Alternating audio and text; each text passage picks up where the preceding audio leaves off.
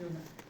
Empieza como capilares linfáticos, de vasos ciegos, y termina uniéndose al sistema linfático.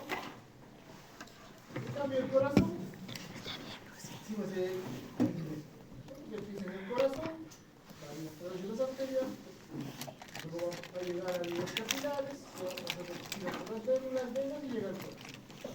Normalmente, el territorio de las arteriolas, las vénulas y los capilares se les conoce como la microcirculación del territorio microvascular. Vénulas, arteriolas y capilares. El territorio microvascular. Los dos sistemas, linfático y el cardiovascular. El circular, todos de mí ya lo conocen seguramente. No hay mucho que definir ahí. Es un órgano impulsor, que es el corazón, el sistema arterial, que va a terminar en los capilares, y luego va a ser recogido por el sistema venoso, ¿no? Ahora, eso también ya lo saben, me imagino desde el pregrado, que hay una circulación mayor, sistémica y la vena, ¿no? La sistémica empieza en el ventrículo izquierdo y va a distribuir la sangre por todo nuestro organismo, ¿no es cierto? Y va a terminar a nivel de la auricular. En cambio, la circulación menor va a empezar en el ventrículo derecho y va a terminar a nivel de la aurícula izquierda. Casi siempre el sistema circulatorio mayor es un sistema de presión y el menor de volumen. Entonces, vamos a hacer entonces la histología de los vasos sanguíneos y del corazón. Vamos a empezar con la histología de los vasos.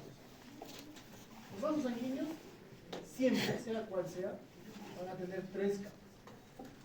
De acuerdo al tipo de vaso, puede haber modificaciones en uno de estos, o estar ausente, pero en general son las tres capas principales. Va a tener tres túnicas, así se le llama: la túnica interna, la media y la externa. ¿Ya? A la túnica interna también se llama túnica íntima y a la externa adventicia, ¿no? Y dependiendo de los vasos, por ejemplo, en el sistema arterial, la túnica media es la capa más desarrollada. En el sistema venoso, la túnica adventicia es la más desarrollada. Vamos a ver la túnica interna o íntima, ¿no? Eso les va a tener tres subpartes, como pueden ver: el epitelio, el endotelio, el tejido conectivo subendotelial, ¿no? Y entre estos la lámina basal del endotelio.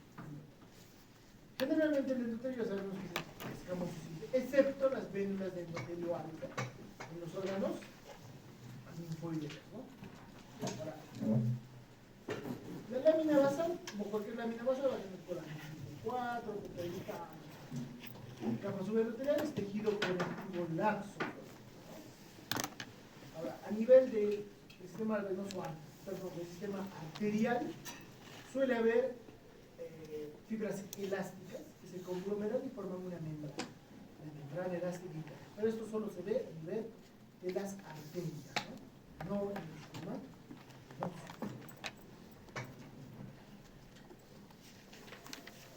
Entonces, aquí en algunos lechos capilares, ¿no?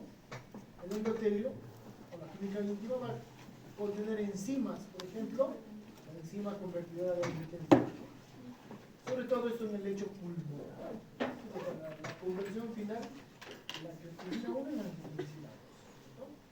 Pero además, las células endoteliales pueden contener otras sustancias, la endotelina, óxido nítrico, y en caso de las arterias, sobre todo, el factor de von Willebrand, ¿no? Ya lo hemos visto en las plaquetas que participan en la coagulación primaria.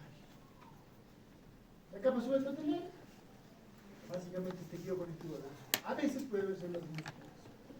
La lámina elástica interna hemos dicho que solo el sistema arterial. Las arterias musculares, ¿no? Entonces, ¿qué funciones tiene el endotelio? Múltiples. Incluso ahora se considera que es un órgano, ¿no es cierto? La función más básica o inicial que se describió es ser una barrera, ¿no? Una barrera con permeabilidad selectiva, ¿no es cierto? Una barreras en el primer. Pero también hemos visto en tejido linfático que pueden servir para la migración de leucocitos a nivel de las vénulas endoteliales altas, ¿no? Ahí los leucocitos pueden anclarse y migrar. Van a producir sustancias que pueden inhibir la formación de coágulos, ¿no? Sustancias anticoagulantes o sustancias formadoras de coágulos. Hay un equilibrio, ¿no? Ahora, recuerden que la mayor parte de los vasos sanguíneos, sobre todo a nivel de las arteriolas, van a regular mucho la presión arterial, ¿no? Con la vasoconstricción, la vasodilatación, ¿cierto? Pero además, el endotelio puede sintetizar sustancias vasoactivas. Por ejemplo, la endotelina. La endotelina es la sustancia vasoconstrictora más potente, ¿no? O a veces puede producir, por ejemplo, óxido nítrico, es un vasodilatador, ¿cierto? Va a depender de la función. Varias sustancias pueden ser las prostaglandinas, una de ellas es la prostaciclina, que promueve la vasodilatación e inhibe la agregación. El óxido nítrico es vasodilatación, también inhibe la agregación. El activador tisular del plasminógeno, que regula o estimula la fibrinólisis. Una vez que se ha formado el coágulo, es una enzima que se libera y empieza a destruir la fibrina. O la trombomodulina, la tromboplastina, que es lo contrario, promueve la coagulación. El factor activador de plaquetas para estimular o activar. O el factor de Bovie. El factor activador de plaquetas, sobre todo cuando hay células endoteliales dañadas. El factor de von Willebrand, que normalmente va a estar presente en células endoteliales arteriales. Va a ser una sustancia que promueve la adhesión y la agregación. Es, digamos, que el eslabón de la cadena que se forma entre plaqueta y plaqueta, ¿no? Entonces, la túnica media, o la capa media, va a estar bien desarrollada en el sistema arterial, poco desarrollada en el sistema venoso, ¿ya? En general, la mayor parte de las veces suelen ser células musculares lisas organizadas en capas, ¿no? Conteniendo elastina, fibras reticulares, ¿no? Ahora, la membrana elástica externa va a ser lo mismo que la membrana elástica interna, un conjunto de láminas de elastina, ¿no? Que separan la túnica media de la arteria. Ahora, eso es en general. A nivel arterial puede haber variaciones. Hay las arterias elásticas, que lo que van a contener básicamente van a ser fibras elásticas. Pero la mayor parte de los vasos va a tener células musculares. La túnica media es la capa más gruesa de los vasos arteriales. ¿Ya? Vasos. En el sistema venoso es la adventicia, la capa más desarrollada. ¿No? Entonces, normalmente el lecho microvascular, es decir, a nivel de lo que es sobre todo el sistema capilar y las vénulas postcapilares, no tienen músculo liso. No suelen tener túnica media. En vez de esto, contienen unas células que se llaman los pericitos, como dice un tejido conectivo. ¿No? Una de sus funciones de los pericitos es poder reducir la luz de estos capilares. ¿No? Es una de las funciones de los pericitos. Ya que estos no tienen células musculares, ¿no? Sobre todo los capilares y las vénulas. La adventicia es la túnica más externa, es la más desarrollada en el sistema venoso, ¿no? Y tiene colágeno, mucho colágeno, ¿no? Y algunas proteínas, ¿no? Entonces, la mayor parte de los vasos, cuando son muy gruesos, como la aorta o las venas cava, por ejemplo, su pared es muy gruesa. La mitad más interna, el tercio interno, de su pared, va a nutrir por difusión del propio vaso. Pero normalmente la parte externa, la mitad externa o los tercios externos, no llegan a cubrir sus necesidades. Entonces, tienen vasos para esos propios vasos. Y estos vasos que van a irrigar la pared externa de los vasos se llaman vasón, vasa-vasón. Entonces, siempre están en la parte externa. Y sobre todo en el sistema venoso, más general. Y también van a contener, van a estar inervados por vasos, ya sea simpáticos o parasimpáticos, ¿no?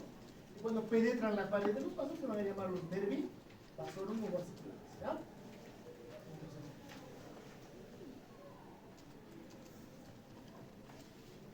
uno de estos las vasa-vasorum.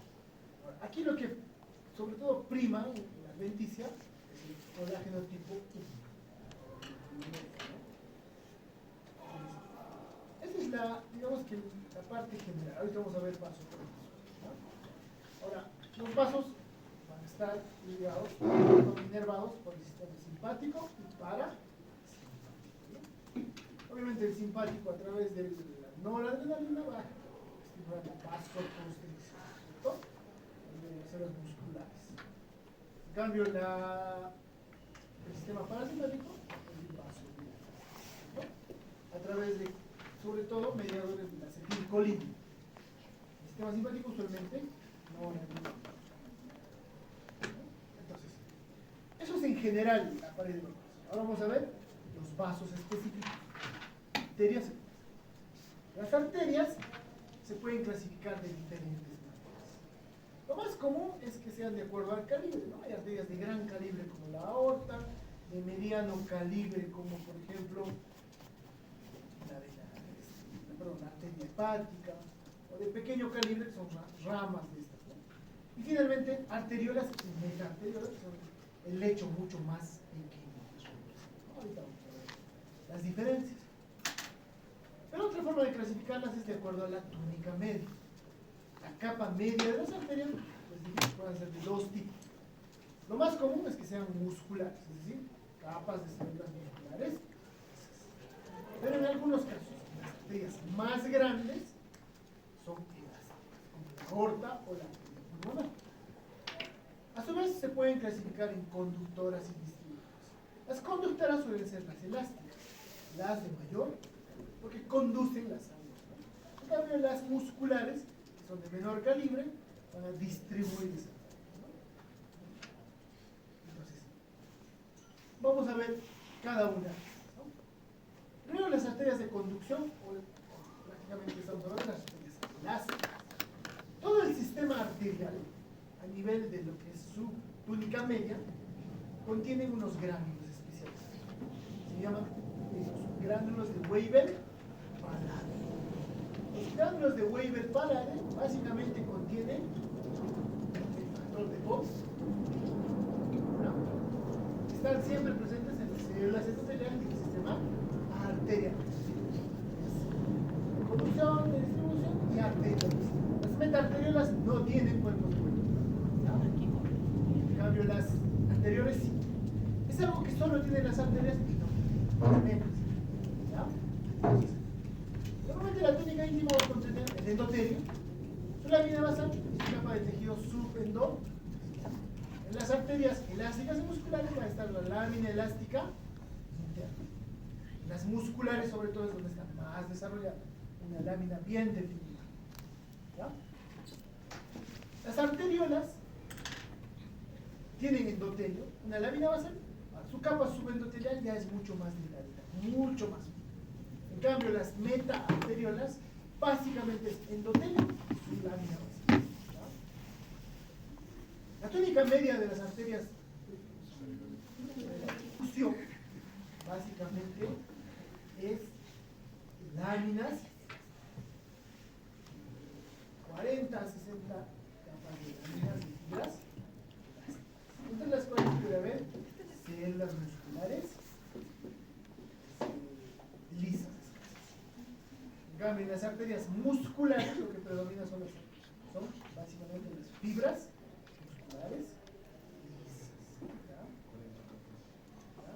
¿Ya? Pueden haber, más o menos pueden ser de 40, pueden ser un tipo, ¿no?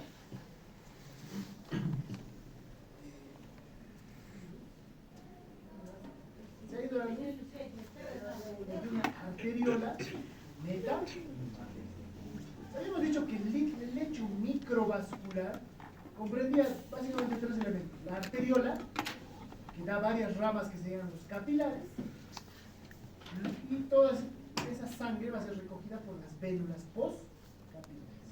Ese es el lecho microvascular. Es importante porque aquí se da la difusión de sustancias.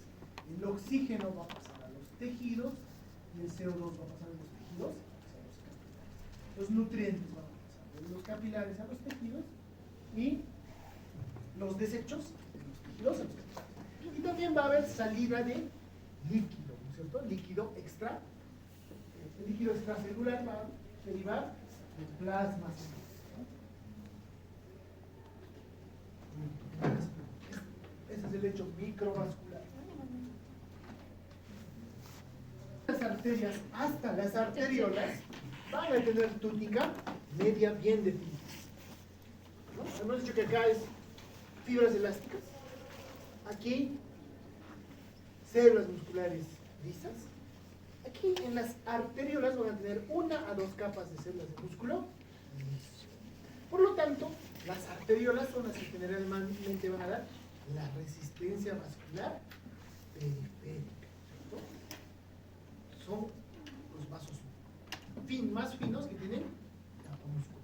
Si se contraen, reducen su luz, ¿no? Hay una ley, la ley de Laplace, que dice que cuando tú reduces el radio a la mitad, el volumen que puede transmitir se reduce exponencialmente hasta de 4 a 16 veces. Entonces, basta con una pequeña reducción en su calibre, el impacto sobre la resistencia vascular puede ser de 4 a 16 veces, ¿no? Entonces, por eso es que se dice que estos vasos son los que determinan la resistencia vascular periférica. En cambio, la metaarteriola, a diferencia de la anterior, no tienen una capa continua. Son capas discontinuas de músculo descendente, ¿no? En forma de espiral. Pero estas metaarteriolas justo están antes de que nazcan los capilares. Y tienen una función: reducir la luz y reducir de esa manera el flujo en los capilares, pero no tan intenso como las arteriolas. Por eso es que a las células o a las metaarteriolas se les denomina un esfínter precapilar, ¿no? El esfínter precapilar del lecho microvascular van a ser las metaarteriolas.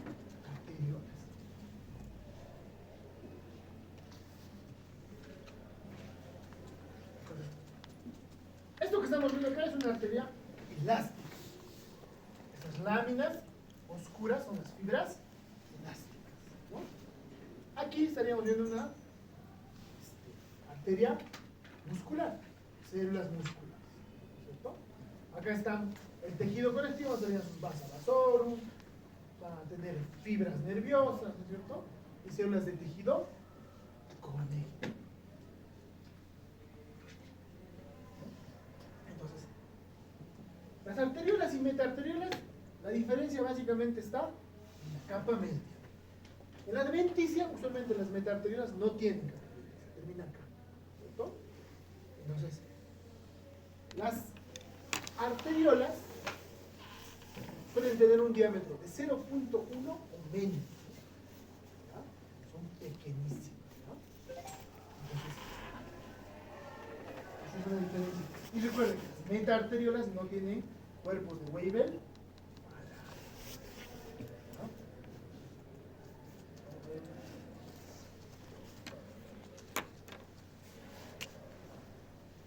Vamos a hacer panoramas capilares. Las venas.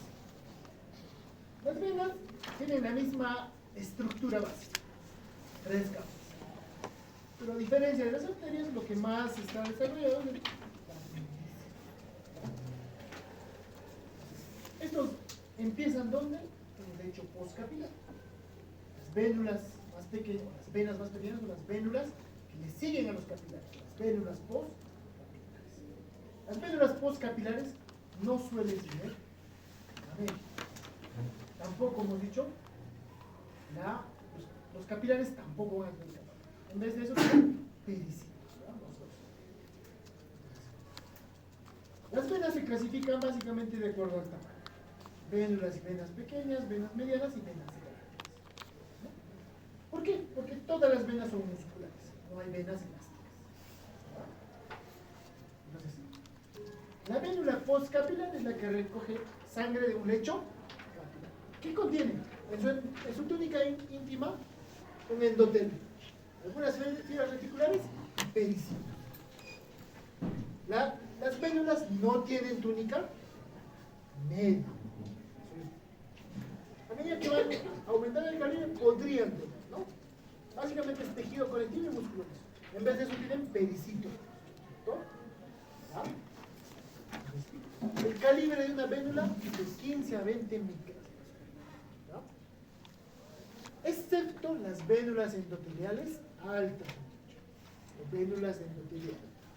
Ahí el epitelio es cúbico. ¿No? El epitelio es cúbico. Y ahí ¿qué se produce? La migración del linfocito, ¿no? Todas las que dependen del timo. Luego están las venas de pequeño y mediano calibre. Son venas pequeñas, se consideran aquellas que tienen de 0.1 a 1 milímetro. Venas medianas de 1 milímetro a 1 centímetro. ¿No es cierto? En el miembro superior, ¿no? Sobre todo en la mano y en el antebrazo van a ser venas pequeñas, ¿no es cierto? Ya en el antebrazo pasarán a ser venas medianas, en algunos casos, ¿no? La cefálica, la basílica, ¿no? Estas ya tienen todas las capas, ¿no? Siempre la túnica media es delgada, ¿ya? Y la adventicia es gruesa, siempre, ¿ya? Pero como pueden ver en estos vasos no hay cuerpos de Weber, pero algo sí que vamos a encontrar en las venas es esto, válvulas, ¿no? El sistema venoso va a tener válvulas. Sobre todo en las venas de pequeño y mediano calibre. Ahí aparece. Las venas de gran calibre van a ser aquí, ¿sí? Más de 1 centímetro de diámetro, ¿no? Entonces, van a tener una túnica íntima y válvulas, muchas válvulas, ¿no? La túnica media es delgada o escasa. A pesar que son gruesos estos vasos, normalmente su túnica media es muy fina, muy delgada. Lo que es grueso es la adventicia. Se adhieren a los tejidos, ¿no? Ejemplos: vena cava, pulmonar, vena porta, vena renal, yugular, ¿no?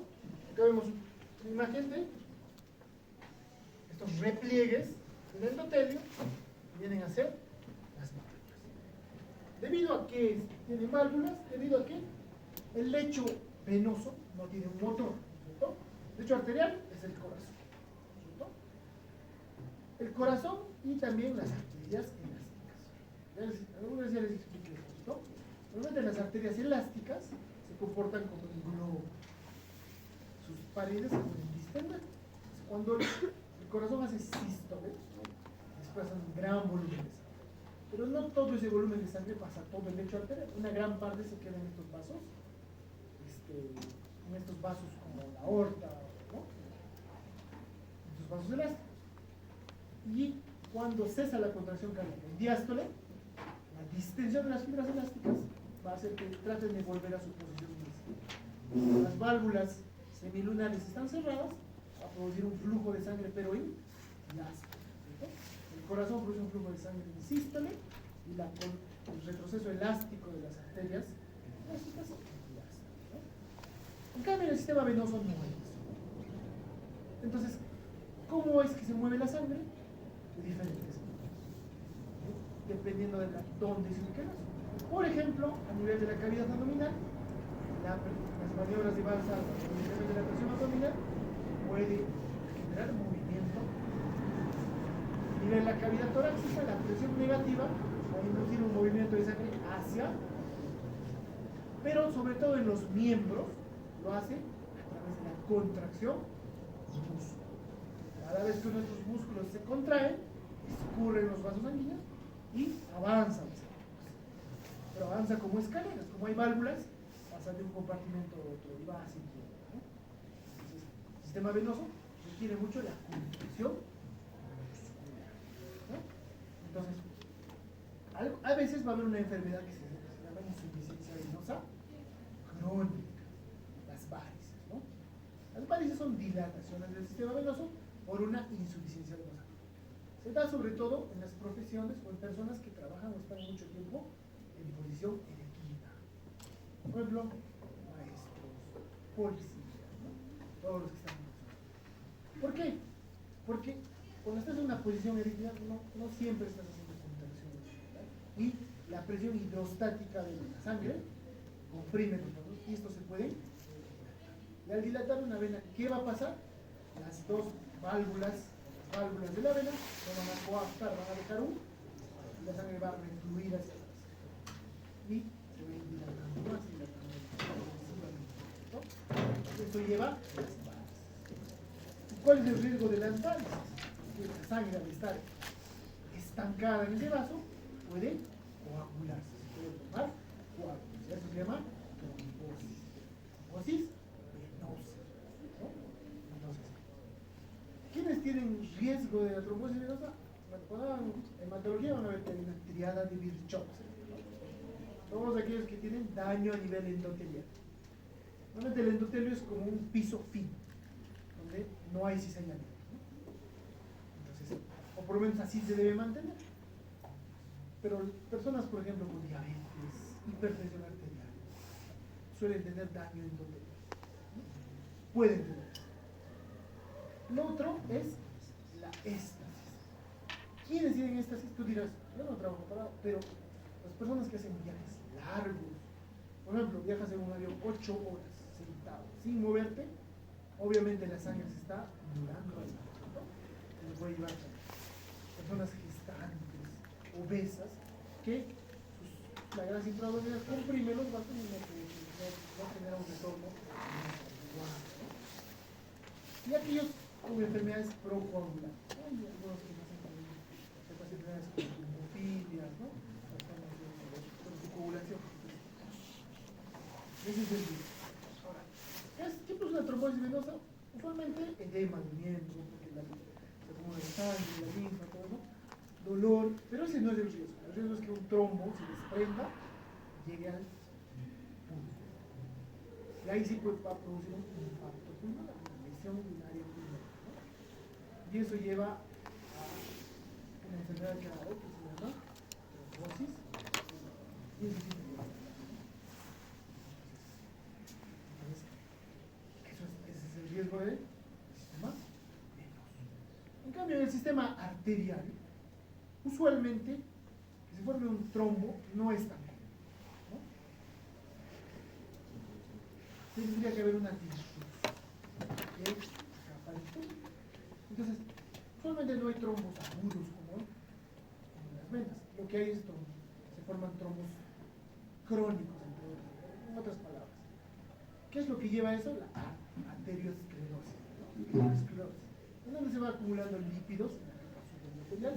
En algún momento se estrecha la luz y se rompe el endotelio. Entonces, el tejido conectivo que está presente se hace, entra en contacto con la sangre y las plaquetas van a reconocer estas, se agregan y reducen la luz. Y eso aquí lleva a disminución de la irrigación, porque las arterias llevan oxígeno. Entonces, casi siempre los problemas arteriales llevan a isquemia. Si se produce una aterosclerosis en los miembros superiores, va a haber isquemia en los miembros inferiores. Una isquemia crónica, una claudicación intermitente. Si se da en los vasos coronarios, lleva un infarto, ¿no? Si se da, por ejemplo, a nivel de los vasos carotídeos, puede llevar a isquemia a nivel cerebral. Y eso se llama ¿qué? Accidente cerebro. Se isquemiza y a veces se necrosa y pierde su función, dependiendo de la zona que quiera, ¿no? Eso casi siempre en el sistema. Entonces, cuando se produce algo agudo en el sistema arterial, casi siempre es por agregación. En el sistema venoso es formación de coágulos, ¿no? Entonces, ya les había hablado que la aspirina, por ejemplo, inhibe la agregación y la quema. Los pacientes con alto riesgo se les daba aspirina para evitar la agregación y la quema. Pero cuando es a nivel venoso no tiene ninguna función, tendrías que darle una anticoagulante. Los mecanismos son muy importantes, ¿no? Las venas. Ahora, cuando una vena se dilata, se llama una varice, ¿no? Una dilatación varice. Y cuando se dilata una arteria, ¿qué se llama?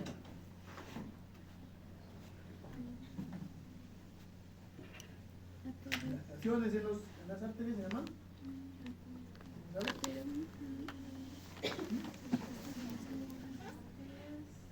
Aneurismas. ¿No? Lesiones aneurismáticas. Una dilatación focalizada o generalizada se llama, ¿no? Por ejemplo, hay aneurismas de la aorta. Aneurismas cerebrales, en los campos cerebrales, ¿no? En cambio, a nivel venoso, se habla de varices. A ver, si te dicen, el paciente tiene varices esofágicas, se está refiriendo a que tiene dilataciones del sistema venoso del esófago. Te dice, el paciente tiene un aneurisma cerebral. Dilatación. ¿Cuál es el problema de la dilatación a nivel arterial y venoso? Son pro. Toda esta situación tiende a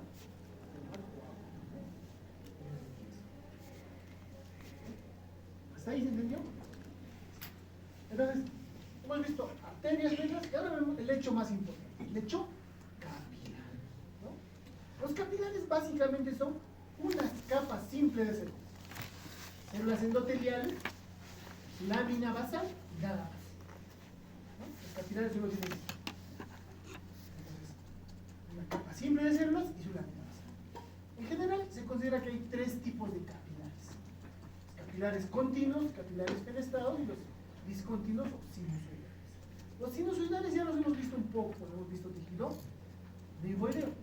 Los capilares sinusoidales o sinusoides son capilares dilatados, sinuosos, ¿no? Con mucho espacio entre sus células, o sea, poros, ¿no? Y normalmente su lámina basal está fenestrada. Por lo tanto, células y sustancias de la sangre pueden pasar fácilmente de los vasos, del tejido o del tejido hacia el vaso. Eso sobre todo lo vemos en el hígado, por ejemplo, en los sinusoides hepáticos, o en el, hemos dicho en dónde, en el vaso, ¿se acuerdan? Los sinusoides esplénicos, junto con los cordones de Billroth, ¿cierto? Puede haber sinusoides también a nivel de ganglios. Son capilares bien dilatados, sinuosos y muy fenestrados. Los capilares fenestrados son células endoteliales con muchos espacios entre ellas, pero una lámina basal. Es lo más común en el resto de tejidos, ese tipo de capilares.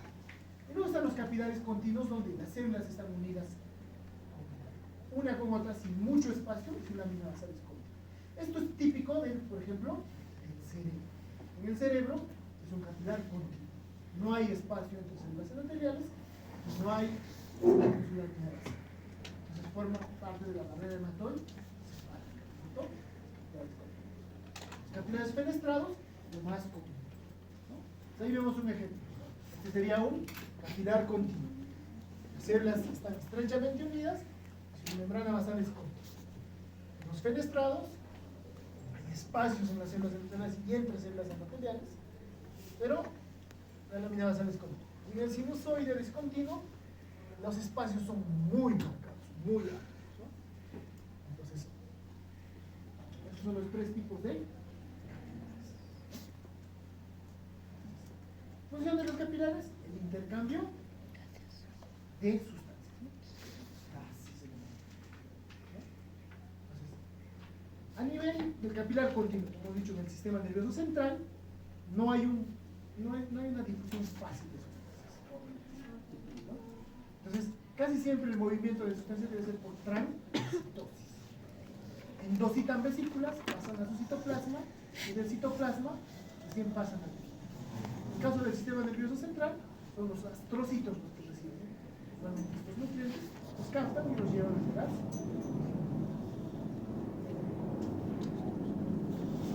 Ahora, ¿en qué está bien ganando ahorita? ¿Qué? Configuración interna y externa. Configuración externa e interna.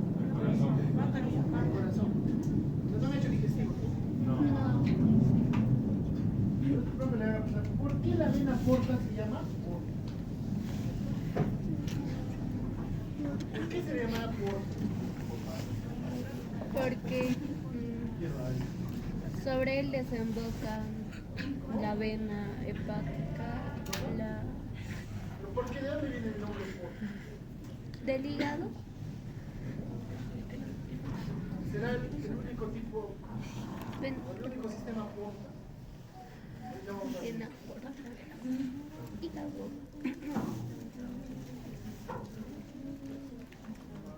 Del hilio hepático.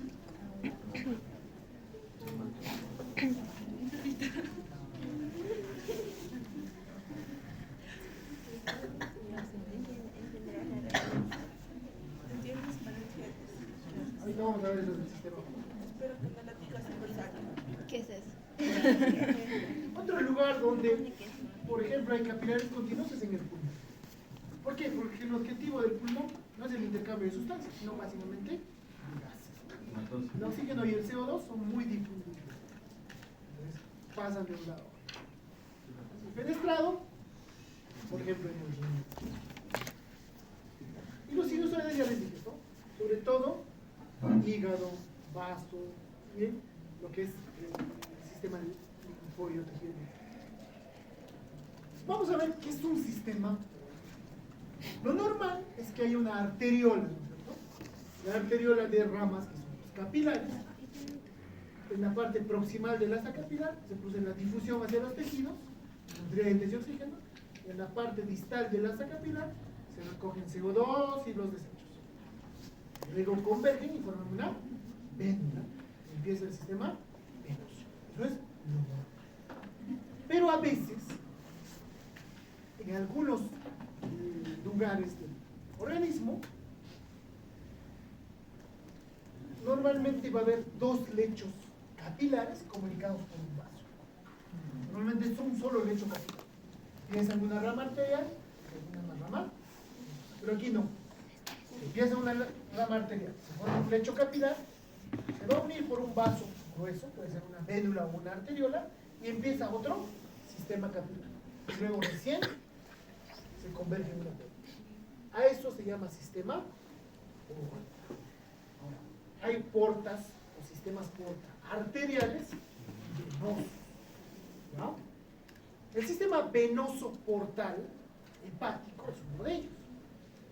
Ahí hay un sistema, hay un lecho, un primer lecho capilar que está en el intestino, ¿no es cierto? Las arterias del intestino se ramifican y dan un lecho capilar que está en la pared de los intestinos. Se recogen los nutrientes. Estas convergen y forman un sistema venoso, ¿no? Estas venas van a converger y van a formar la vena porta. Y luego la vena porta se ramifica en un segundo lecho capilar que es el hepático, sinusoides hepáticos. Y todos los sinusoides hepáticos van a converger en otro lecho, en otro sistema venoso que van a ser las venas suprahepáticas. Aquí termina la vena. La vena porta es el vaso venoso interpuesto entre dos lechos capilares. El primer lecho capilar va a ser a nivel intestinal, el segundo lecho capilar va a estar dado a nivel hepático. ¿Ya? Entonces la vena porta, ese es el veno, esa vena interpuesta.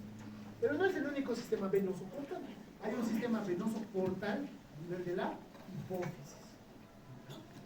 Hipófisis anterior, hay un sistema venoso portal. ¿Ya? Pero también pueden haber sistemas portales arteriales, es decir, que va a ser una arteria la que va a estar interpuesta. Y eso lo vemos a nivel del riñón. ¿No?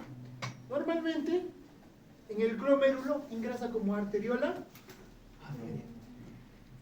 Forma un penacho capilar, que en este caso van a ser el glomérulo renal. Un penacho de capilar forma el glomérulo renal, converge en una arteriola eferente, sale del glomérulo. Pero eso, a su vez, va a formar un lecho capilar alrededor, sobre todo de los túbulos, ¿no? El túbulo contorneado distal y el asa de Henle. alrededor de esta forma otro lecho capilar. Y luego se recoge esta sangre y recién forma las ramas de la vena renal. Entonces, un ejemplo de sistema porta arterial va a estar en los riñones. Sistema venoso, ya les dije, a nivel vena porta, ¿no? Esplástica, a nivel del sistema venoso portal de la hipófisis, ¿no? Entonces, no es que la vena porta se llame porta porque sea su nombre propio, sino que es un lecho portal, ¿no? Sino que es más conocido el sistema venoso portal esplásmico porque es el más desarrollado, el más grande, ¿no? En cambio, el sistema venoso portal hipoficial es mucho más pequeñito, ¿no? O el arterial glomerular es también más pequeño, ¿no? Es el más desarrollado, ¿no? Entonces, a nivel de los capilares va a haber tres tipos de movimiento. Difusión, puede pasar sustancias de la luz hacia el líquido extracelular de acuerdo a su gradiente, ¿cierto? Pero también en caso de los capilares continuos puede haber transitosis, vesículas de fagocitosis o pinocitosis de acuerdo al elemento. Ahora, elementos celulares pueden salir de la luz fuera por un movimiento de diapéresis, los leucocitos hacen eso, ¿no? Ya hemos hablado cuando hemos hecho tejido conectivo, hay elementos vasoactivos como la histamina y la bradicina que incrementan el flujo, la salida de líquido desde el lecho capilar hacia la parte de la matriz extracelular, ¿no? Cuando eso se produce en forma localizada, pues, forma una roncha o agua. Forma una forma generalizada se forma edema, ¿no? Todos los lechos que tienen tejido conectivo pueden producir edema. Por ejemplo, en la dermis, ¿no? El tejido conectivo que es la dermis de la piel puede formar la vía digestiva, la vía respiratoria, ¿no? Entonces, normalmente la arteria, cuando la vean histológicamente, se ve medio remendada. La vena colapsada. La luz es amplia en caso de la arteria y la vena. La túnica íntima de las arterias tiene cuerpos de Weber. La vena válvula. ¿Quién predomina? La túnica media de las arterias, adventicia. ¿Quién tiene láminas externas e internas desarrolladas? Las venas. Pues, como un resumen, ¿no? Igual aquí, los elementos, ¿no? Y vamos a ver acá el ejemplo. Es una arteria, la luz, todo esto se le esta línea oscura morada que ven, es la lámina elástica. Esta es la túnica media y esta línea morada externa es la lámina elástica externa. Y esta parte azul sería la adventicia. En caso de las venas, colapsadas como pueden ver, no hay esta lámina elástica. La capa media, que es esta medio amarilla, es pequeña y toda esta es la adventicia. Entonces, la adventicia siempre es más desarrollada. ¿Habéis entendido? Ahora, sobre todo en el sistema arterial va a haber estructuras sensoriales que van a sensar o la presión, volumen o la composición de la sangre. Vamos a tener